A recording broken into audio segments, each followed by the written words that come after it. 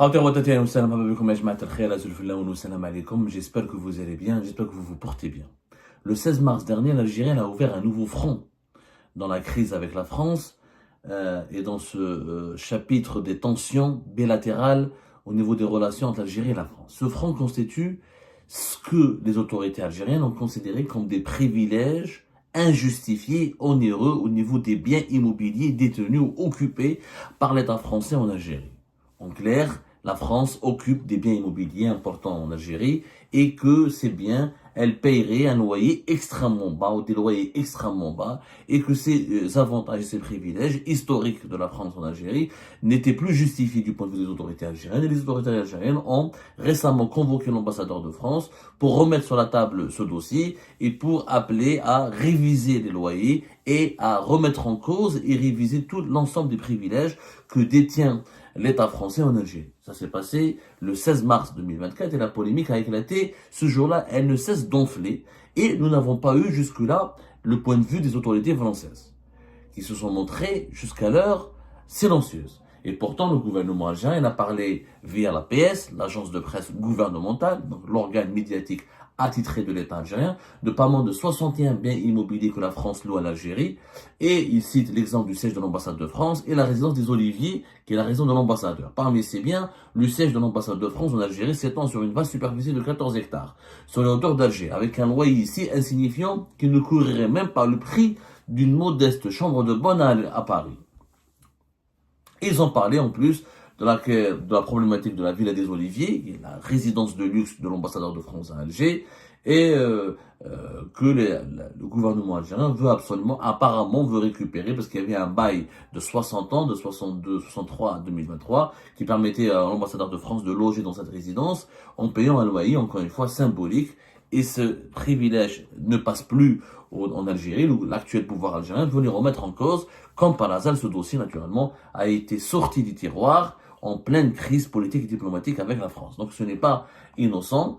On n'a pas attendu 2022, 2023, 2021, quand les relations étaient plus ou moins stables et convenables. Au moment où il y a une crise aiguë, de plus en plus aiguë, de plus en plus grave, le gouvernement algérien sort le dossier des biens immobiliers de l'État français en Algérie. Alors, jusque-là, on n'avait pas d'explication, de précision de la part des autorités françaises. Mais l'ambassadeur, l'ancien ambassadeur d'Algérie en France, quelqu'un qui a été 2 fois ambassadeur de France en Algérie, il s'appelle Xavier Driancourt. Je rappelle, il a été à 2 reprises ambassadeur de France en Algérie, entre 2008 et 2012, et 2017 et 2020. Et donc, Xavier Driancourt connaît parfaitement ce dossier. Il a publié une tribune dans les colonnes du Figaro, dans laquelle il donne une explication ou le point de vue des autorités françaises sur ce dossier. Alors, je rappelle que Xavier Driancourt est à la retraite. Il n'occupe pas de fonction au plus haut sommet de l'État français. Il n'est plus attaché ou rattaché au Quai d'Orsay. Il n'est pas le représentant légitime de l'État français. Sauf qu'il a connu ce dossier, il a été 2 fois ambassadeur de France, donc il a tous les éléments de ce dossier. Et il nous a donné une réponse que nous pouvons considérer comme la réponse officieuse, je dis bien officieuse, des autorités françaises. Ce n'est pas le ministère français des Affaires étrangères qui s'est chargé de répondre aux accusations, aux critiques ou aux mises en garde, aux reproches des autorités algériennes. C'est un ancien ambassadeur de France qui s'est chargé de rédiger une réponse qui est très détaillée. Alors, elle est très détaillée et très nuancée, parce que pour lui, voilà, on peut reprocher souvent à Xavier Driancourt, beaucoup d'Algériens et d'Algériens lui reprochent sa radicalité, son opposition à tout ce qui est algérien, son algérophobie. On a fait de lui un diable absolu, on a fait de lui le grand méchant qui incite les dirigeants français, les politiques français à détester l'Algérie, à se retourner contre les intérêts de l'Algérie, parce qu'il est radical, parce qu'il est violent dans ses propos contre l'Algérie. En tout cas, dans cette tribune, il était factuel. Il était précis, il a donné des faits, il a donné des chiffres, et ça a le mérite d'éclairer, de fournir un éclairage sur ce sujet très complexe. Et beaucoup plus complexe, il le dit lui-même, et finalement les autorités algériennes n'ont pas aussi raison que cela sur les privilèges et les faveurs immobilières des autorités françaises en Algérie. Alors, il explique que la France, d'abord, elle possède par exemple 26 immeubles. Il dit que les biens immobiliers en France et en Algérie sont très variés. Il n'y a pas que 61 biens. Il y en a beaucoup plus. Et nous sommes en train d'enquêter. Par exemple, nous sommes en train d'enquêter. Lors de notre enquête, on a trouvé que la France occupe 119 biens immobiliers à travers plus de 119. 116 uniquement à Alger. On reviendra sur notre enquête qui est en cours une fois qu'on aura bouclé toutes nos investigations. Mais déjà, Xavier Drencourt nous explique, l'ancien ambassadeur de France à Alger, nous explique que les biens immobiliers français en Algérie sont très variés. D'abord, il y a par exemple 26 immeubles que la France possède. C'est des possessions. Elle ne loue pas. 26 immeubles qui totalisent 344 000 mètres carrés. Par exemple, il y a les ces 26 immeubles sont répartis dans les 6 grandes villes du pays. Oran, où il y a le consulat général d'Oran, l'Institut français d'Oran, à Annaba, le consulat général de Annaba, l'Institut français de Annaba, à Tlemcen, Constantine, Tizi Ouzou, l'Institut français à Alger, et 19 bâtiments comme le siège de l'ambassade. Le siège de l'ambassade, donc, est la propriété de l'État français. Le lycée français, Alexandre Dumas, la France possède des villas et des immeubles d'habitation. À Ain Allah, dans pas mal de quartiers à Alger, effectivement, l'État français est propriétaire. Mais là, le siège de l'ambassade est une propriété, ce que nous dit Xavier Drencourt. Ce n'est pas une location. Apparemment, les terrains environnants sont une location, mais le siège est une propriété. C'est un peu compliqué. Maintenant, les Algériens et les Algériens vont dire, mais comment l'État français peut être propriétaire de biens immobiliers en Algérie? Eh bien, ça s'explique par les accords d'Évian. Les accords d'Évian permettaient à l'État français d'avoir des biens immobiliers en Algérie. 132 ans de présence coloniale en Algérie, il y a eu un patrimoine qui a été constitué, habité ou par les anciens colons qui sont les descendants des Pieds Noirs, ou par des autorités françaises qui étaient des autorités qui assuraient la gestion du pays avant l'indépendance du pays, avant l'indépendance de l'Algérie. Les accords d'Évian, il y a l'article 19 des accords d'Évian, il explique que le domaine immobilier de l'État en Algérie sera transféré à l'État algérien, sous déduction, avec l'accord des autorités algériennes, des immeubles jugés nécessaires au fonctionnement normal des services français temporaires ou permanents. L'article 19, c'est ça qui a créé un problème. Il n'a pas créé un problème. À l'époque, il a été fait dans l'apaisement, parce que l'Algérie devenait indépendante, c'est déjà pour nous un rêve. On s'était beaucoup battu, beaucoup de sacrifices, beaucoup de sang à couler pour l'indépendance. Donc, il y a certains articles des accords d'Évian qui n'ont pas été négociés avec précision, pour empêcher des cas de complexité ou des cas de malentendus pour l'avenir. L'article 19, il dit que le domaine immobilier de l'État français en Algérie a été transféré à l'État algérien. Tout le domaine immobilier, tout ce que possédaient les autorités françaises à l'époque de la colonisation, en tant que pouvoir public, sera transféré au nouvel État indépendant qui sera l'État algérien. Sauf que les autorités françaises ont le droit de garder des immeubles et des biens qu'ils jugeront nécessaires au fonctionnement de leurs services temporaires ou permanents. Donc la France avait le droit de garder des biens en vertu des accords d'Évian. Une liste de ces biens a été donc établie. Il fallait établir une liste. Là, c'était une négociation. Les accords d'Évian permettent à l'État français d'avoir des biens. Maintenant, il fallait négocier la liste de ces biens. Parmi la liste de ces biens, nous apprenons que il y avait le parc Pelzer, l'ambassade de France à Alger, plusieurs villas, des villas connues comme Nijma, Molgalev, par exemple, il y a une villa qui abrite en ce moment la chambre de commerce algéro-française. C'est une propriété de l'État français. Elle a été conservée par l'État français. Et d'autres biens immobiliers qui ont été inclus dans cette liste. Alors, cette liste, il y a des biens que la France, où l'État français est propriétaire, et d'autres biens où la France est uniquement locataire. Donc, comme on n'a pas le listing complet, nous sommes en train de mener une enquête sérieuse, il y a un listing complet qu'on doit faire, combien de biens la France possède, combien de biens la France est uniquement locataire. En tout cas, Xavier Drencourt nous apprend aussi qu'après 62, la France a acheté des biens. Elle a acheté des biens. Et elle a d'autres biens. D'autres biens sont en location. Par exemple, le lycée français, les instituts français de Tlemcen et d'Oran, et les consulats d'Oran et d'Annaba sont en location. Donc on ne comprend pas. Il y a des parties de ces consulats qui sont la propriété de la France, et d'autres parties, d'autres annexes, ils sont des locations. Donc c'est très compliqué. Ensuite, il nous dit qu'il y a des biens qui ont un statut particulier, comme la résidence des Oliviers, où le général de Gaulle habita entre novembre 1942 et juin 1944. L'immeuble dit de l'Amirauté, qui était l'ancien consulat de France en Algérie, à Alger jusqu'en 1994, qui avait été acquis par une association d'anciens combattants et transféré ensuite au ministère des Armées, donc c'est propriété de l'État français, et les instituts culturels de Tizi Ouzou, Constantine et Annaba. Donc on comprend pas, c'était ils ont un statut particulier, ils ont été achetés par des entités privées, ensuite transférés dans le patrimoine de l'État français.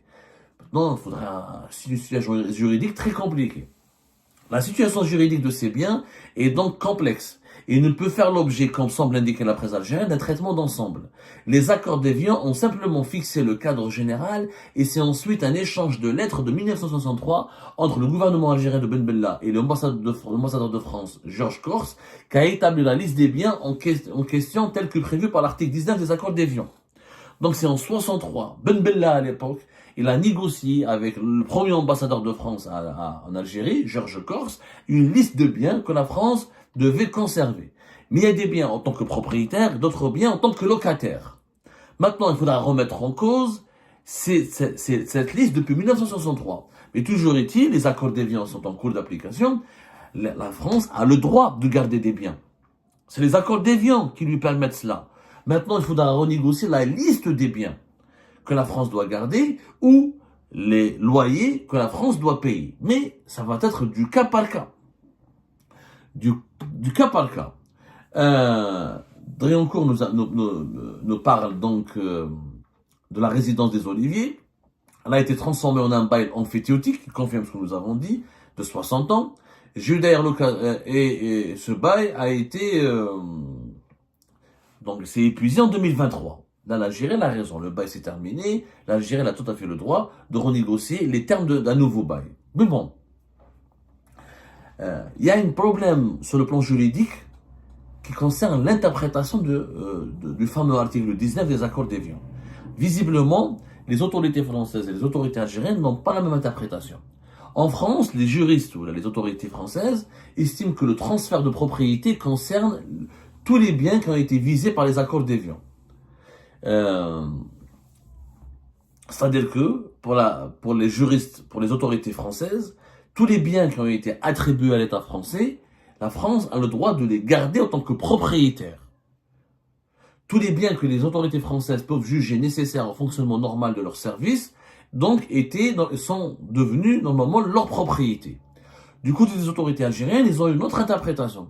Les autorités algériennes, elles estiment que le transfert de propriété ne concernait pas tous les biens français et que la France devait conserver uniquement l'usage de certains d'entre eux, mais elle ne devait pas devenir propriétaire. L'usage, pour les autorités algériennes, la France devait garder ces biens pour les utiliser pendant une certaine période précise, mais elle n'a pas le droit de les inclure, de les garder pour toujours. Donc, il y a déjà un problème d'interprétation. Donc, la France considère qu'elle est propriétaire de ces biens, de certains de ces biens qui sont contestés aujourd'hui par les autorités algériennes, alors que les autorités algériennes considèrent qu'ils ont été uniquement mis à sa disposition. Je pense que ça va aller vers un bras de fer judiciaire. Il faudra vraiment établir un bras de fer judiciaire pour établir réellement les droits et devoirs de chacune des deux parties en ce qui concerne la gestion des biens immobiliers de l'État français en Algérie. Ça va être très compliqué. Là, Xavier Driancourt, ce qu'il nous dit, c'est que pourquoi avoir attendu maintenant? Et ça, c'est une erreur de la part des autorités algériennes. Pourquoi avoir attendu maintenant pour ouvrir ce dossier? Pourquoi 2025? Il dit que la France, elle a loué en 2029 à la Chambre de commerce et des locaux la villa Malgalève. C'est une villa qui est censée appartenir à l'État français. Donc, elle a reloué à la Chambre de commerce algéro-française. Elle a entrepris des travaux importants sur le parc Pelzer, les fameux 14 hectares qui abritent les enceintes et les infrastructures diplomatiques et consulaires de l'ambassade de France à Alger. Et même au niveau de la résidence des Oliviers, il y avait des travaux importants qui ont été financés par les autorités françaises. Donc, comment on va régler le problème de le statut de ces résidences qui ont bénéficié de financement et de travaux de rénovation de la part de l'État français. Est-ce que l'Algérie peut les enlever du jour au lendemain à l'État français? Est-ce que l'Algérie va vouloir exiger des loyers beaucoup plus chers? Est-ce que... Je ne sais pas. Et la dernière réponse de Xavier Driancourt dans sa tribune, elle est un peu troublante, Parce qu'il dit que si l'Algérie voulait aller plus loin dans ce bras de fer immobilier, on voit que le dossier serait particulièrement difficile à gérer. On imagine mal en effet les forces de l'ordre algériennes intervenir de force dans les locaux occupés par la France en violation directe de la Convention de Vienne. Mais au point où nous en sommes, on peut s'attendre à tout désormais. Là, Xavier Drencourt, provocateur qu'il est, malin et rusé qu'il est, il essaye de faire parler les autorités algériennes. Que vont faire les autorités algériennes? C'est les diplomates français refusent de quitter les locaux ou les villas où ils sont logés, où ils travaillent. Clairement, c'est l'ambassadeur de France, il dit, moi, la résidence des Oliviers, c'est un patrimoine historique français, le général de Gaulle a été ici, il y a une partie de l'histoire de France qui s'est déroulée dans cette villa, je propose, renouvelez-moi le bail, ou là, laissez-moi, la France va l'acheter. Si l'Algérie refuse, est-ce qu'on va expulser l'ambassadeur de France, Manu Milita, alors que la convention diplomatique de Vienne de 1963, elle interdit de violer le périmètre de sécurité ou de violer l'enceinte diplomatique, ou là de malmener ou de faire du mal ou de violenter les agents consulaires ou les agents des services diplomatiques d'un État avec lequel nous avons des relations bilatérales. Donc, que va faire l'Algérie là, c'est une provocation de la part de Drencourt. Il veut faire Drencourt, je sais ce qu'il veut. Il veut faire parler les autorités algériennes. Il veut provoquer une réaction au sein chez les autorités algériennes pour savoir quel est le niveau de leur détermination. Et qu'est-ce qu'ils veulent faire? Qu'est-ce qu'elles veulent faire, les autorités algériennes, dans ce dossier? Est-ce qu'il s'agit uniquement de réévaluer les loyers ou d'enlever les biens? Parce que nous avons révélé des informations. Al-Majid Tebboune, il estime que il faut plus avoir 14 hectares. L'ambassade de France n'a pas besoin de 14 hectares. Il a donné l'ordre le 27 février 2025, lors d'un conseil de sécurité, est-ce qu'on commence à entamer les démarches nécessaires pour réduire l'assiette foncière qui est mise à la disposition de l'ambassade de France. Sauf que l'ambassade de France, sur ces 14 hectares, elle a fait des locaux, elle a fait des bâtiments, elle a fait des structures. Est-ce qu'elle va les démanteler? Est-ce qu'elle va déménager du jour au lendemain? Il faut du temps, il y a des dossiers diplomatiques. Comment on peut forcer les diplomates français de quitter l'ambassade? Est-ce que ça ne risque pas d'aboutir à un problème juridique qui pourrait mettre en cause l'implication de la Convention diplomatique de Vienne?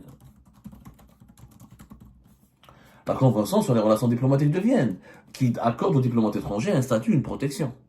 Quoi qu'il arrive, il faudra négocier maintenant avec les autorités françaises de façon directe. Et, encore une fois, ça va évoquer le fameux article 19 des accords d'Évian.